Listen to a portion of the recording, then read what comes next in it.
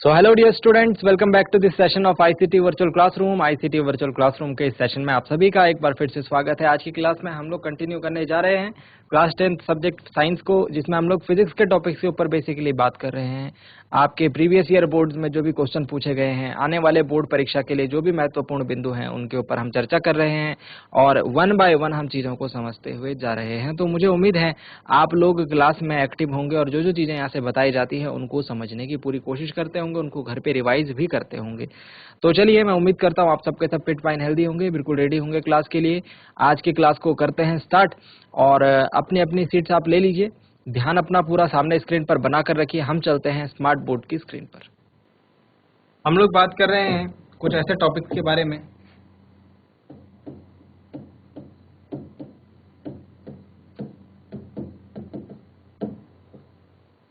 Board परीक्षा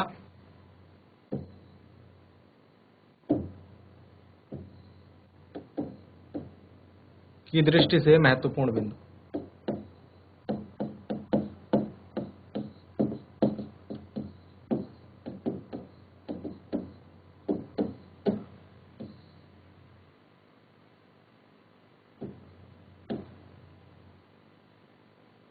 महत्वपूर्ण अभ्यास कर लेते हैं, ठीक है। चलिए,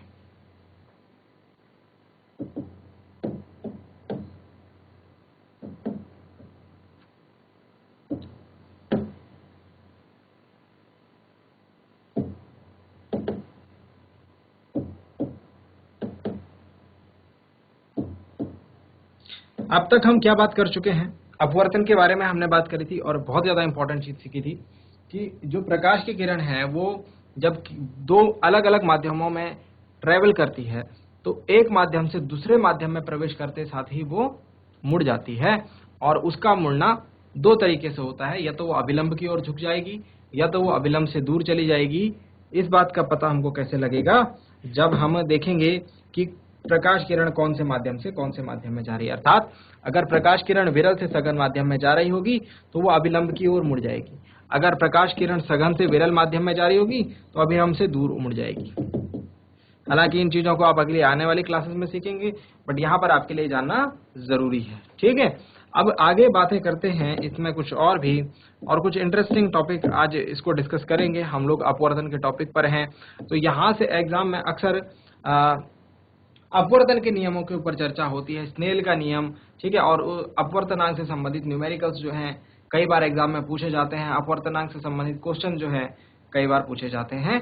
तो हम आज उन टॉपिक्स के ऊपर बात करने जा रहे हैं। चलिए, हेडिंग पुटअप करेंगे। हेडिंग पुटअप करेंगे।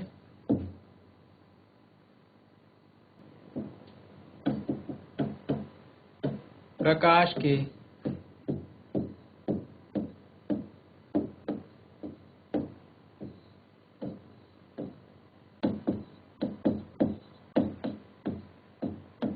अपवर्तन के नियम, लॉज ऑफ रिफ्रैक्शन।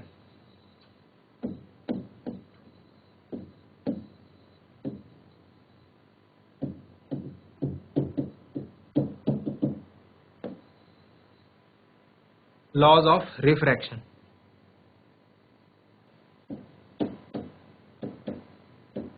प्रकाश के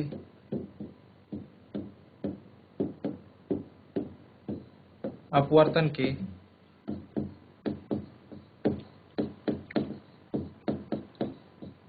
निम्नलिखित दो नियम हैं। पहले मैं वर्ड टू वर्ड लिखूंगा, जो आपको शायद ध्यान होंगे ना, पढ़े होंगे आपने। पहले सिर्फ वही बातें लिखेंगे और फिर उनके ऊपर डिस्कशन करेंगे। पहला जो नियम है वो प्रकाश के परावर्तन के नियम के ही समान है। यहाँ पर हमने आपको तीन किरणों के बारे में बताई थी, आपतित किरण, अपवर्तित किरण और अभिलंब। ध्यान दीजिए, यहाँ पर मैंने आपको बताया था एक आपतित किरण होती है, उसके बाद जो मुड़ती है वो अपवर्तित किरण होती है, और जिस पर हम ये डॉट डॉट जो लाइन है इसको हम क्या कहते हैं? अभिलंब कहते हैं। ये मैंने आपको यहाँ पर बताया था, यहाँ पर देखो, ठीक है। डॉट डॉट वाली जो लाइन है ये अभिलंब। चलिए, तो प्रकाश के अपवर्तन के निम्नलिखित दो नियम हैं। पहला जो नियम है वो ये कहता है कि आपतित किरण कॉमा अपवर्तित किरण तथा आपतित किरण, अपवर्तित किरण तथा दोनों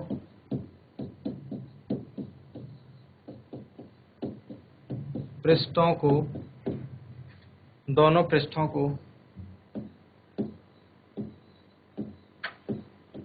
पृथक करने वाले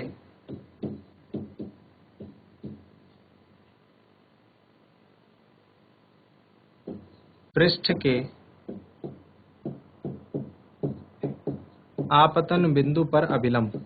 तीन हो गए ना, आपतित किरण, अपवर्तित किरण और अभिलंब की पोजीशन हम बता रहे हैं कि अभिलंब कहां पर होता है। ठीक है, अपवर्तित किरण तथा दोनों पृष्ठों को पृथक करने वाले पृष्ठ के आपतन बिंदु पर अभिलंब।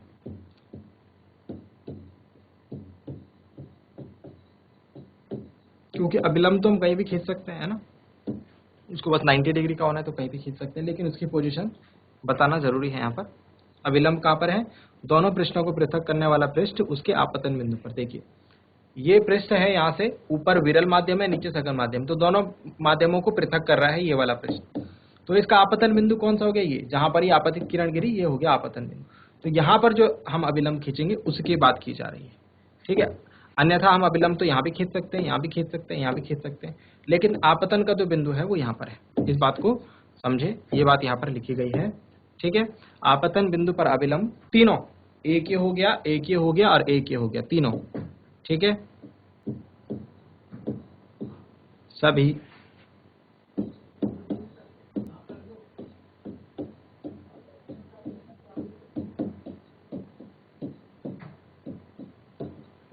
एक ही तल में होते।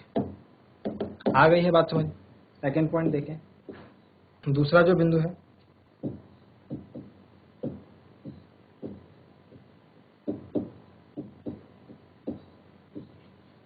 प्रकाश के किसी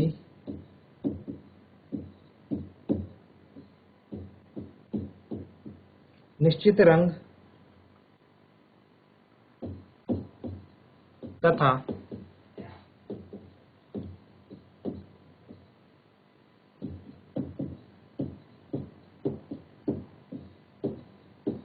निश्चित माध्यमों के युग्म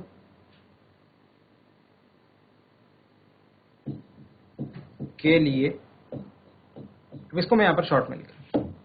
ठीक है, आपतन कोण की ज्या, आपतन कोण की ज्या मतलब आपतन कोण है आई और उसकी ज्या हो गई, ज्या मतलब साइन, उसका साइन।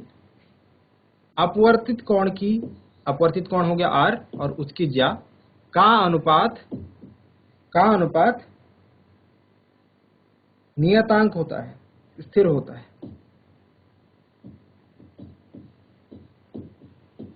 अगर आपको कंफ्यूजन है आई और आर कौन सा एंगल है तो मैं आपको बता देता हूं। आई ये वाला एंगल होगा, ठीक है, आई ये वाला एंगल होगा, ठीक, और आर जो होगा वो ये वाला एंगल होगा। ठीक है, ऐसे यहां पर आई जो होगा ये वाला एंगल होगा और आर जो होगा ये वाला एंगल होगा।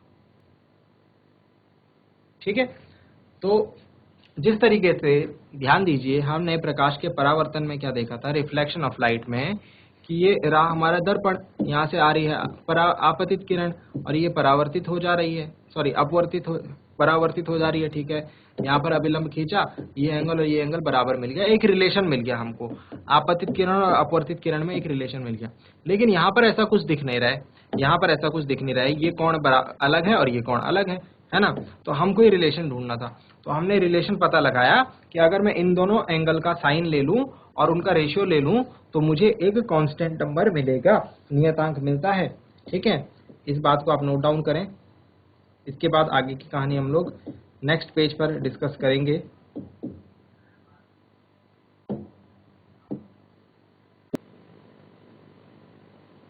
चलिए, तो हमने अभी एक रिलेशन देखा, sine I upon sine R बराबर स्थिरांक।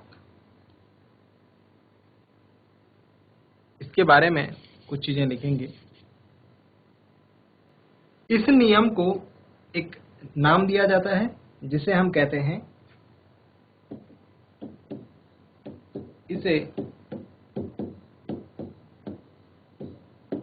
स्नेल का नियम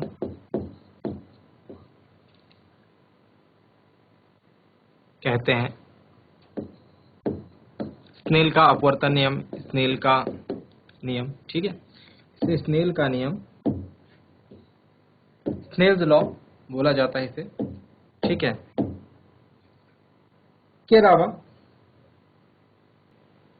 इसके अलावा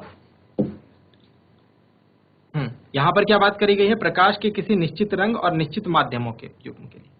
मतलब इस बात को समझें आप, अगर कोई रंग है, सपोज लाल रंग है, प्रकाश का लाल रंग हमने ले रखा है, और लाल रंग के प्रकाश को हम, एक तरफ वायु है और दूसरी तरफ कांच है, तो वायु से कांच में डाल रहे हैं, समझ रहे। तो यहां पर जब आप इसे डालेंगे तो अपवर्तन होगा, है ना। आप आई ढूंढोगे, आर ढूंढोगे, ठीक है, और साइन आई बटे साइन आर निकालोगे, समझ रहे हो। थोड़ा मैं आपको इसको प्रैक्टिकली समझाने की कोशिश कर रहा हूं कि सपोज क्या करा आपने, देखो इधर देखो, सपोज ये था हमारे पास लाल रंग की एक प्रकाश किरण, लाल रंग की एक प्रकाश किरण, ठीक है। अब हमने क्या करा है, हमने इसे वायु से कांच में प्रवेश कराया, ठीक है। फॉर एग्जाम्पल ये जाना था इसको ऐसे सीधी लाइन में, लेकिन चले गए ऐसे, सपोज है फॉर एग्जाम्पल। तो हमने क्या करा, यहाँ पर अभिलंब खींचते हैं हम, ये कोण निकाला आई, ये कोण निकाला आर, तो साइन आई बटे साइन आर देखा, सपोज कुछ वैल्यू आई एक्स, सपोज, ठीक है। अगली बार हमने क्या करा, इस कोण को थोड़ा बढ़ाया, इसको थोड़ा बढ़ाया। अब की बार जो आई कोण हो गया वो थोड़ा सा बढ़ गया। फिर आर कोण में भी कुछ परिवर्तन होगा, डेफिनेटली होगा। आर कोण भी सपोज थोड़ा सा ऐसा हो गया, या फिर थोड़ा सा अंदर को चला गया, सपोज ऐसा हो गया, ठीक है। तो आर एंगल यहां पर क्या हो गया हमारा,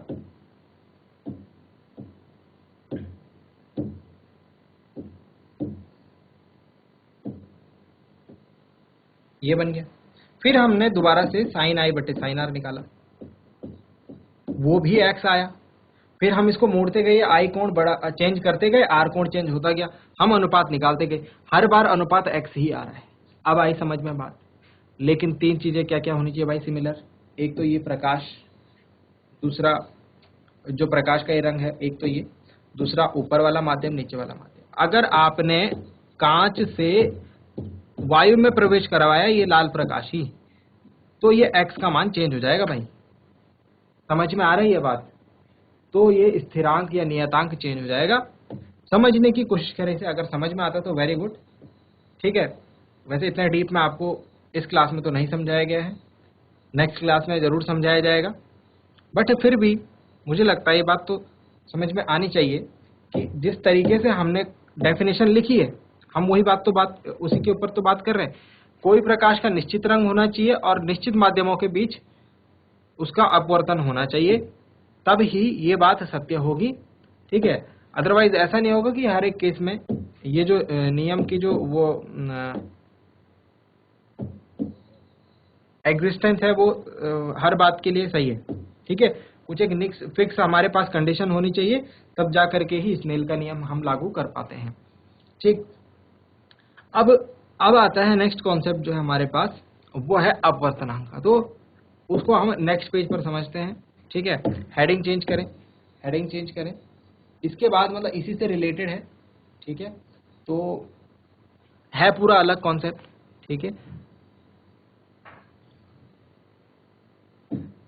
इसको हम कहते हैं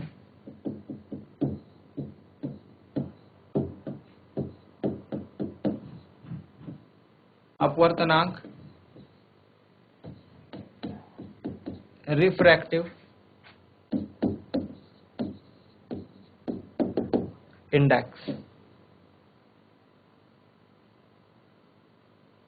अपवर्तनांक या रिफ्रैक्टिव इंडेक्स। नोट डाउन कीजिए जरा।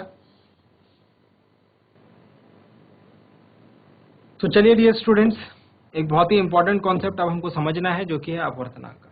इसको आप ध्यान लगाकर जरूर समझें, क्योंकि एग्जाम में जो न्यूमेरिकल आता है इसी पॉइंट से आता है, और ये बहुत इंपॉर्टेंट चीज भी है समझने के लिए हमारे लिए ऑप्टिक्स के अंदर, रिफ्रैक्टिव इंडेक्स।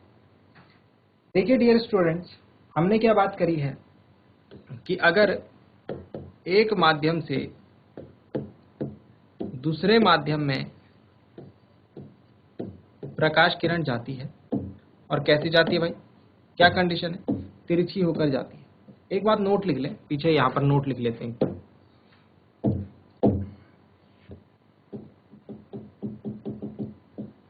एक नोट लिख लें, अगर प्रकाश किरण अभिलंबवत प्रवेश करे,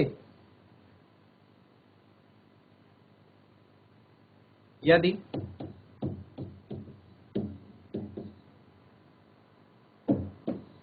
आपतन कोण बोल लेते हैं, आपतन कोण बराबर 90 डिग्री हो, या फिर यदि प्रकाश किरण पृष्ठ के अभिलंबवत आपतित हो। ये बात समझे, अभिलंबवत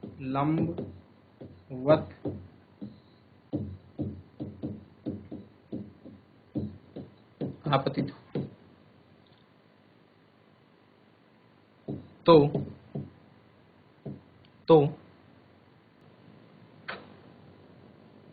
यदि आपतन कोण 90 डिग्री के अभिलंबवत प्रकाश किरण पृष्ठ के अभिलंबवत आपतित हो, तो हमको कोई परावर्तन देखने को नहीं मिलता। आर बराबर हमको 0 देखने को मिलता है, या फिर ये कह लीजिए आर बराबर भी हमको, तो अपवर्तन दिखाई नहीं देता। ये लिख सकते हैं, दिखाई नहीं देता।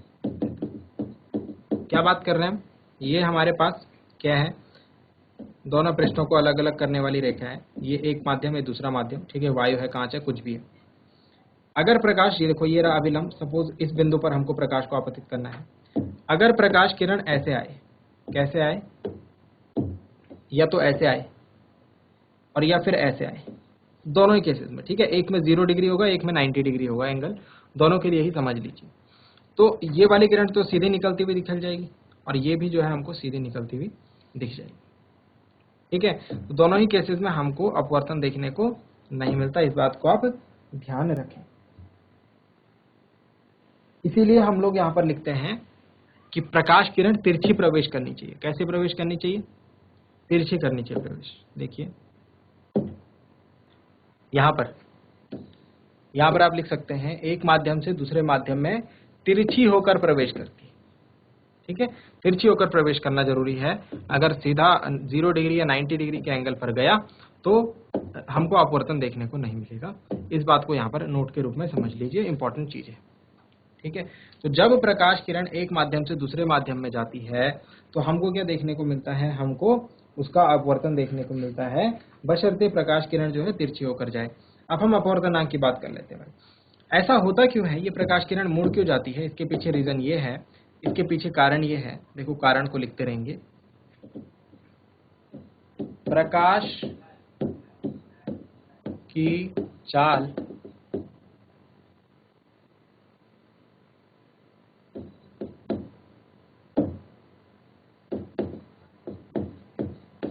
भिन्न भिन्न माध्यमों में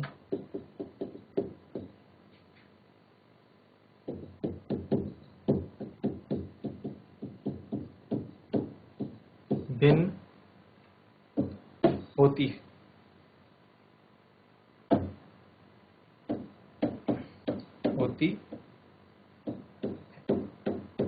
कैसे पता लगेगा हमको इस बात का, कैसे पता लगेगा डियर स्टूडेंट्स कि प्रकाश की चाल भिन्न भिन्न माध्यमों के लिए भिन्न भिन्न होती है। हमने पता लगाया कि वायु या फिर कह लीजिए निर्वात में, निर्वात मतलब जहां पर कोई माध्यम नहीं, ठीक है।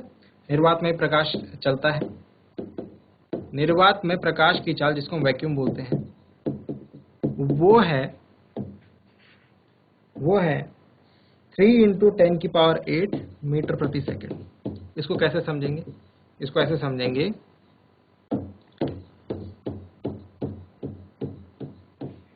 इतनी है प्रकाश की चाल किसमें? निर्वात में, इतने मीटर प्रति सेकंड, मतलब 1 सेकंड में इतने मीटर जो है प्रकाश चल जाता है। समझ रहे हैं आप बात को?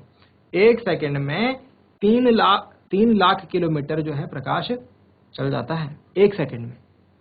तो ये निर्वात में प्रकाश की चाल है। इसको इन शॉर्ट लिखने के लिए हम क्या करते हैं, 1 2 3 4 5 6 7 8 0 है ना, तो हम इसको ऐसे लिख लेते हैं, 3 के आगे 8 0, तो 3 के आगे 10 की घात 8। अब 10 की घात 8 मतलब क्या हुआ, 1 2 10 के ऊपर 8 0 लगा दो और उसके 3 से गुणा कर देंगे तो वही बन जाएगा, है ना। तो इसको हम मैथ्स की फॉर्म में ऐसे लिखते हैं। प्रकाश की ये चाल जो है इसको हम बोलते हैं द्रुततम चाल, मतलब हाईएस्ट स्पीड जो है प्रकाश की वो किस में है? वो निर्वात में है। इसके बाद आता है वायु का नंबर, ठीक है। वायु में कम होती है प्रकाश की चाल, ठीक है। फिर उसके बाद आता है, हम अगर बात करें बर्फ का नंबर, फिर उसके बाद इस तरीके से जो है प्रकाश की चाल अलग अलग माध्यमों में घटती जाती है। सबसे ज्यादा किसमें होगी? निर्वात में।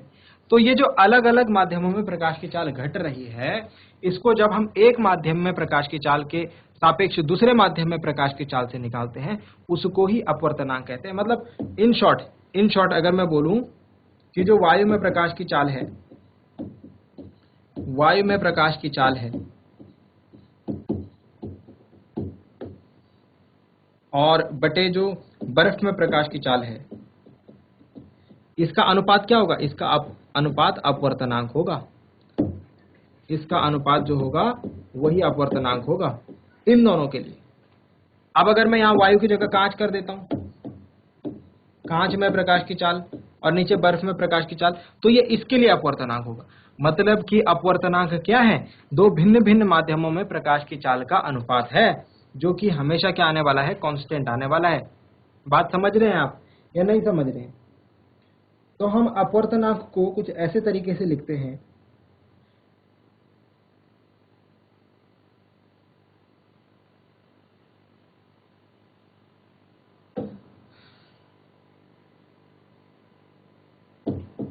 अपवर्तनांक की अगर परिभाषा लिखने की हम कोशिश करें, ठीक है,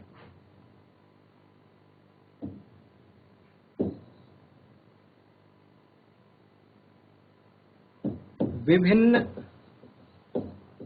माध्यमों में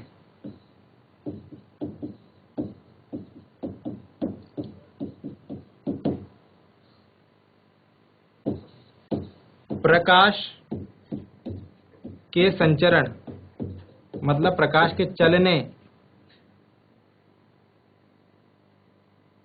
की चालों के अनुपात को लिख सकते हैं। क्या लिख सकते हैं भाई?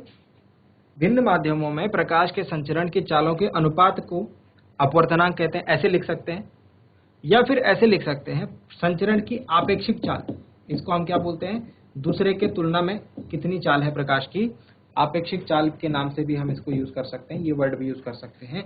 विभिन्न माध्यमों में प्रकाश के संचरण की आपेक्षिक चाल को हम क्या कहते हैं? अपवर्तनांक कहते हैं।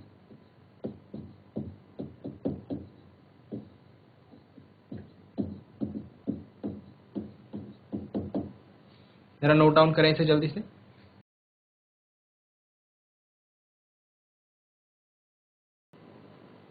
चलिए, तो इसके बाद हम बात करेंगे आपेक्षिक चाल के लिए। आपेक्षिक चाल का क्या फॉर्मूला होता है?